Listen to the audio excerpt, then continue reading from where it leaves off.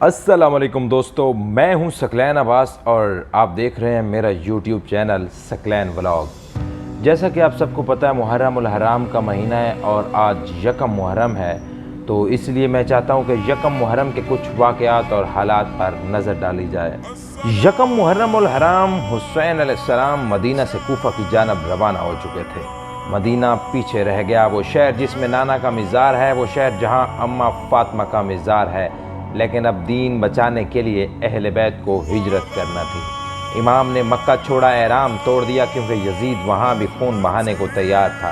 یکم محرم کو حسین کربلا پہنچ چکے تھے اور دشمن کے لشکر نے فرات کے کنارے پر ان کا راستہ روک دیا تھا۔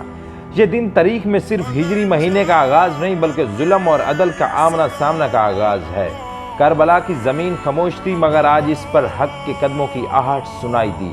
یکم محرم کو امام حسین نے خیمے نصب کرنے کا حکم دیا۔ بچوں کے ننھے ہاتھ خیموں کی رسیاں پکڑ رہے تھے۔ علی اکبر اپنے باپ کی مدد کر رہے تھے۔ حضرت عباس خیموں کی حفاظت کے بندوبست میں تھے اور زینب وہ دیکھ رہی تھیں خاموشی سے کہ اب جو خیمے لگ رہے ہیں کچھ ہی دنوں میں جلا دیے جائیں گے۔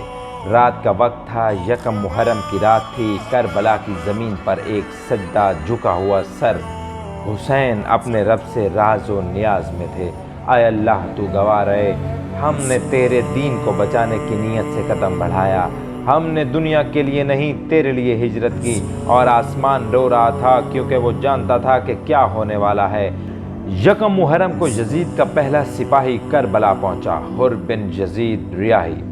اس کے ساتھ ہزاروں کا لشکر تھا۔ امام حسین نے فرمایا، نہ میں باغی ہوں اور نہ فتنہ پرست، میں امت کی اصلاح چاہتا ہوں۔ اور حیران تھا کیونکہ وہ کسی جنگجو سے نہیں بلکہ ولی خدا سے ملا تھا۔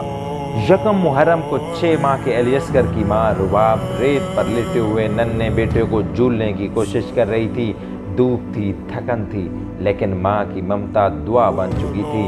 اے رب حسین، یہ بچہ تیری امانت ہے اور وہ امانت کچھ دنوں بعد تیرے پر آ جائے گی، مگر آج ماں کے سینے سے لپٹا سستانے کی کوشش کر رہا ہے۔ یکم محرم کی شام امام حسین نے خیمے والوں کو جمع کیا اور فرمایا، اے میرے ساتھیوں، یاد رکھو ہم دنیا کے لیے نہیں نکلے، ہم اس لیے نکلے ہیں تاکہ محمد کا دین زندہ ہو اور ظلم کے نظام کو چیلنج کیا جا سکے۔ سب نے کہا، اے فرزند زہرا، ہم تیرے ساتھ ہیں، چاہے سر کٹ جائے قدم نہیں ہٹے گا۔